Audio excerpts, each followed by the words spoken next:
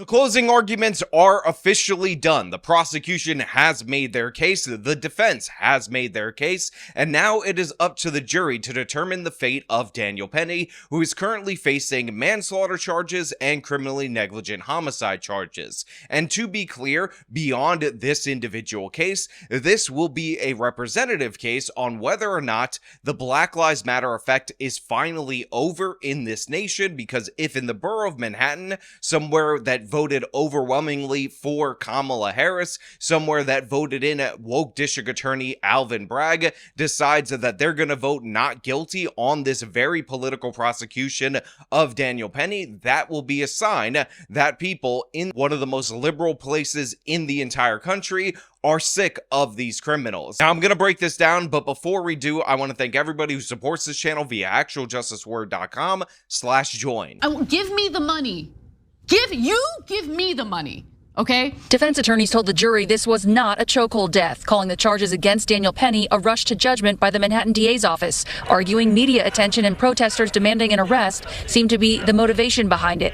And they alleged it was the motivation behind the medical examiner's office issuing the cause of death, compression of the neck, chokehold, without having the results back from various testing like toxicology, anthropology, and histology. So for those of you who are unfamiliar with this case, let me break down the parameters of it so you can understand how we got here. So first and foremost, we have Jordan Neely. Jordan Neely is the alleged victim in this case. He is the person who died shortly after being restrained by Daniel Penny after reportedly he was threatening people on the train. Now, we will get into that in just a moment, but I think it's important for you to understand the history of Jordan Neely, because the mainstream media portrays him as this innocent baby angel Michael Jackson impersonator that was beloved by the city of New York. But the fact of the matter is, most of those videos are 10 years old, and Jordan Neely was anything but beloved by the city of New York. He was a repeat offender with 42 arrests. Sure, many of them were drug related, but he also assaulted an elderly woman by punching her in the face,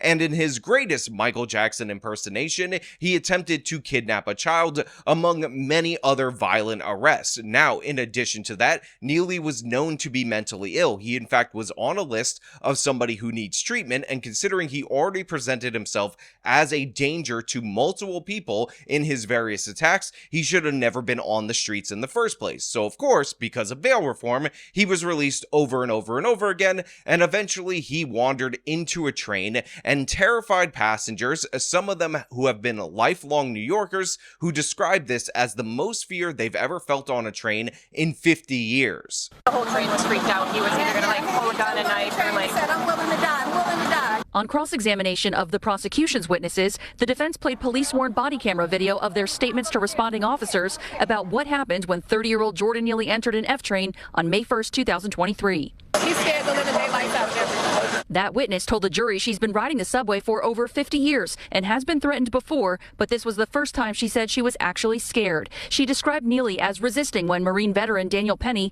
put Neely in a chokehold to restrain him. Not a hard chokehold, just enough to secure him, and the guy thought. She testified she left to go to the conductor and then also pressed an intercom button in the station to see when police might arrive because it had been a while. She also said she went over to thank Penny after. Now, multiple witnesses described themselves being in fear for their lives, said that Jordan Neely was threatening them, said that he was willing to go to prison. And this, of course, led to Daniel Penny, a former Marine who was on his way to school and was going to go to the gym after school, deciding to intervene on behalf of the other passengers. He took down Jordan Neely in a hold that he described in a police interrogation before he knew that Jordan Neely had passed away, because the police were withholding this information, as a non-pressure hold where he did not apply pressure to his neck. Some guy came in, he's like, whipped his jacket off, and he's like, I'm gonna kill everybody, I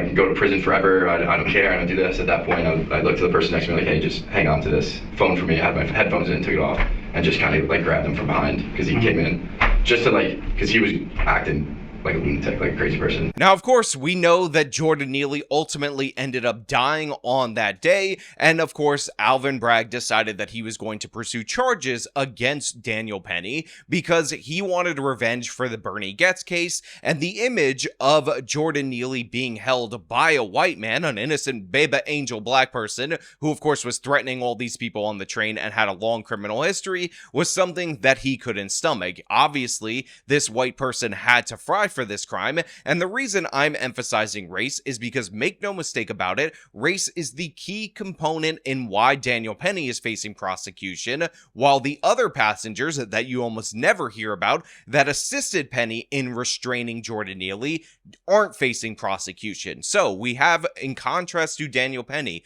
who of course turned himself in immediately, was arrested, was charged seriously. Alvin Bragg actually demanded a bail for Daniel Penny. He had to raise money in order to have his defense with Eric Gonzalez. Now, Eric Gonzalez is a father. He saw the danger that Neely presented, and he decided to assist in the restraint. Now, according to the law, if this chokehold was unwarranted, if this restraint went too far, as the prosecution's office is arguing, then the man who held down Neely's arms in order to prevent him from getting out of said chokehold should also be responsible for this crime and should face the same charges. Again, just think about it like this. If somebody stabs you to death, then they would be considered a murderer. But if somebody comes up behind you, holds your arms back so you can get stabbed to death, they would also be charged with that murder. But in this case, that did not happen, despite the fact that Eric Gonzalez went into hiding for a week, and when he was eventually approached by the police, he actually lied to the police about his story, claiming that he saw Neely hit someone, which, by the way, Daniel Penny did not do. He was honest and upfront from the jump, and his reward was manslaughter charges and criminally negligent homicide charges. By contrast, Eric Gonzalez, who, by the way, to be clear, I don't want prosecuted for this crime, was given immunity so that he could testify in this case. First to testify Tuesday morning, telling the court that he went into hiding when he found out Neely had died and that Penny had been indicted for involuntary manslaughter. The Bronx resident explaining that he did not see what led to the commotion but jumped in and tried to help, telling Penny, at the time, "I'm going to grab his hand so you can let go, but at some point, Jordan Neely's body went limp and I let go." That's when Gonzalez said he tried to wake Neely and check for a pulse before leaving the scene to go to work. Gonzalez telling the court how Neely tried to break free from the chokehold, seen here tapping the leg of a bystander, asking him to tell Penny to let him go. Now, clearly and obviously, this makes no sense in terms of legal analysis, in terms of what should have been done if you intend on applying the law equally. However, back in the day when the Penny video actually dropped, I predicted this very outcome before the charges were even filed against Daniel Penny. So I do believe that this Marine was justified in the restraint. However, I think he's going to face criminal charges because Alvin Bragg is going to pursue those criminal charges. Now, it's going to be interesting because you have other people who participated in the restraint if they face criminal charges. Because if you remember, in the George Floyd case, it was not just Derek Chauvin who ended up being convicted, but the officers that assisted in the restraint and Tao, the officer who was doing crowd control, were also convicted. But I'm guessing because Alvin Bragg is much bolder and much more racist than even the district attorney in Minneapolis, or Keith Ellison, who is the attorney general, that we're going to just get a one-to-one prosecution of the white former Marine, and any other people who assisted in the restraint aren't going to be presented at all whatsoever. Now, by the way, it is also important for me to highlight that not only should Jordan Neely have been removed from the streets due to his previous criminal actions and his mental illness, but the family to come out now and talk about how he should have been given help when they basically abandoned this guy because they want to know part of him, because part of the criminal history actually involves offending against them, to me is the height of hypocrisy, and I find it to be disgusting. No one on that train asked Jordan, "What's wrong? How can I help you?" He was choked to death instead. So for everybody saying, "I've been on the train and I've been afraid before, and I can't tell you what I would have done in that situation," I'm going to tell you. Ask how you can help. Please. Don't attack. Don't choke. Don't kill. Don't take someone's life. Don't take someone's loved one from them because they're in a bad place. No one on that train said, you started out by saying, I'm hungry. I need food. I'm done with it. I don't know where to get food. I don't care if I die. I don't care if I go to jail. I'm just done. No one said, here you are, sir. Let me meet your need or help you in a situation or give a word of encouragement. That's not what happened on that train. Now look, I understand that they're probably planning a lawsuit, but come on, you guys didn't help Neely because he was a problem during his lifetime, but as soon as he dies, all of a sudden, you want to come out and show out and say that you cared so hard about him when your actions betray your words. Now, in addition to that, we also have the testimony from the medical examiner, who, on its surface, seems like it's perfectly fine and would indicate that Daniel Penny is responsible for the death of Jordan Neely, as portrayed by many a local news segment where she says the cause of death is asphyxiation or suffocation. Dr. Cynthia Harris ruled Jordan Neely's cause of death compression of the neck or asphyxia. Prosecutors say Daniel Penny had Neely in a chokehold for nearly 6 minutes. In a voluntary police station house interview, Penny demonstrated. And I kind of came like this. Okay. Did you apply pressure, Daniel? No, I wasn't. I just wanted to keep him from getting to people. After Penny let go of Neely, several witnesses, including responding officers, testified Neely had a pulse. Dr. Harris says that's not surprising. This is an asphyxial death. The brain dies first.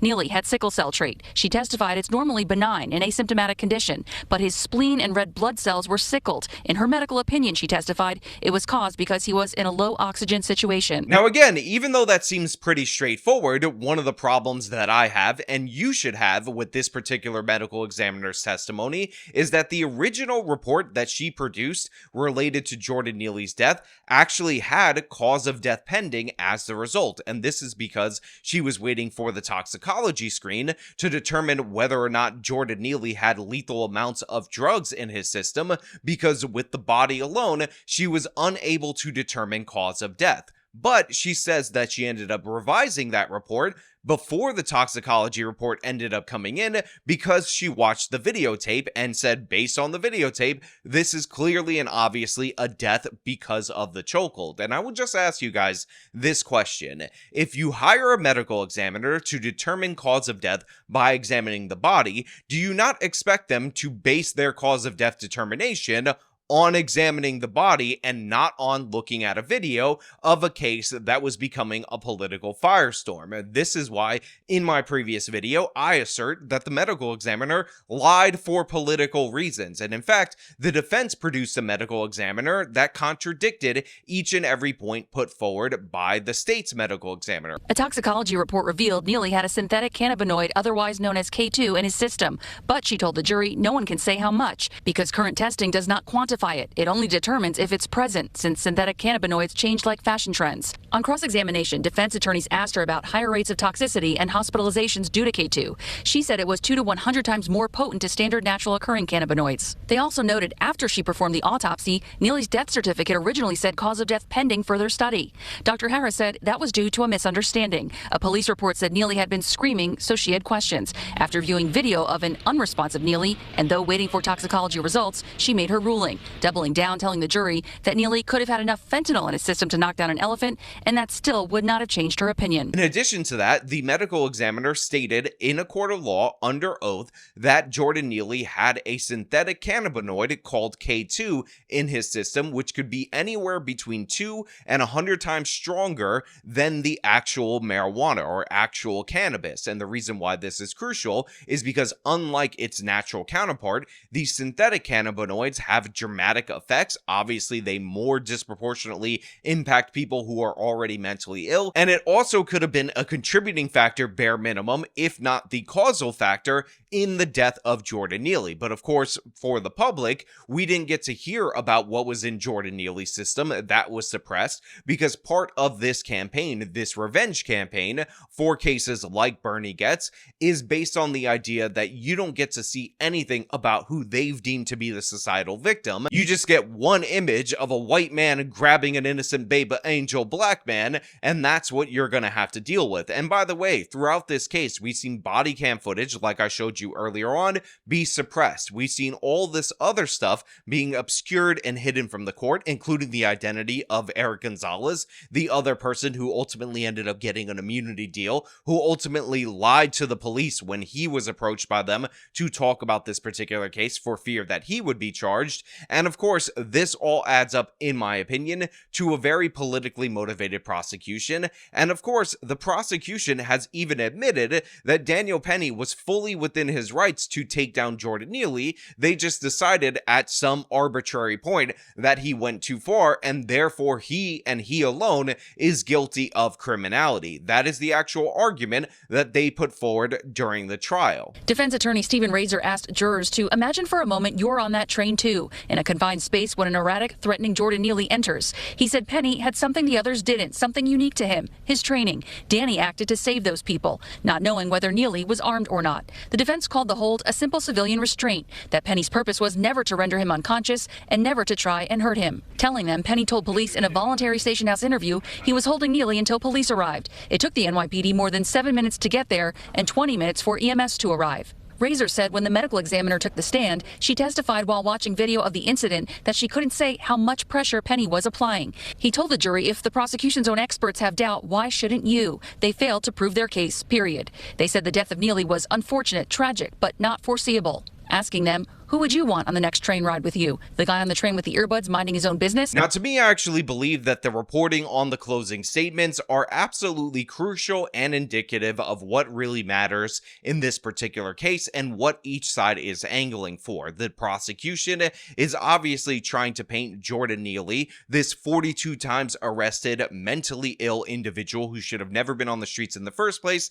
as an innocent baby angel Aladdin, and Daniel Penny as a secret evil white racist.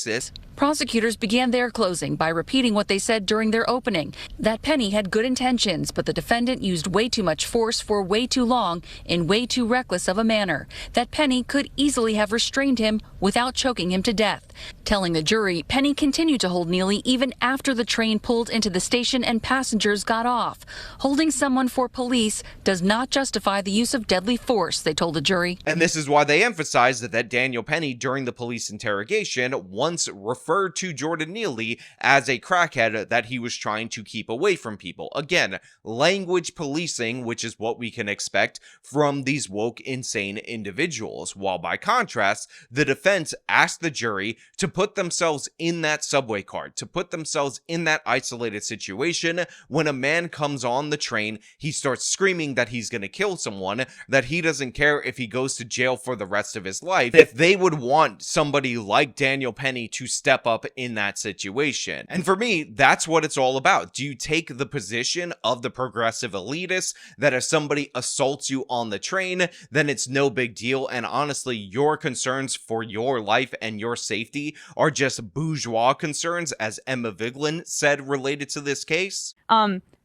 I was hit at one point sitting on the subway by a man who was having a mental health episode. He sat next to me and he was elbowing and kind of flailing around and hit me in the face and in my body. And it was jarring, right? The idea that I would want him to be hurt in any way, I just didn't want to be near him in that moment because I understood something was going on here. Every one of us who's taken public transit has had this kind of situation, something similar happen, seeing someone struggling.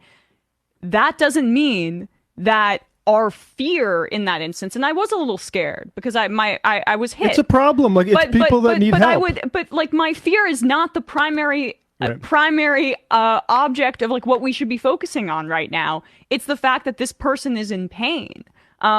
And so, like, the politics of dehumanization privileges the bourgeois kind of concern of people's like immediate discomfort in this narrow instance, as opposed to larger humanity and life. It's really freaking twisted. Yeah, Or do you think that it's reasonable to restrain somebody who is threatening to kill people before your very eyes, including elderly women, mothers, and children? What do you do? What do you want to happen in that situation? That's what this case is all about. But you know what? The jury's out. We're going to find out what they rule on this particular case. The verdict, if it comes in quickly, is likely to be a guilty. If it takes a while or the longer it takes, it's likely to be a not guilty. But one of the things that will really piss me off is if we get a compromise verdict where they find him not guilty on the top charge and then tag him with the lower charge, the criminally negligent homicide. But of course, I want to know what you guys think down in the comments below. Now, as usual, if you like this video, show me by leaving a like, subscribe for more content, follow me on my social medias, support me via the support links in the description of this video.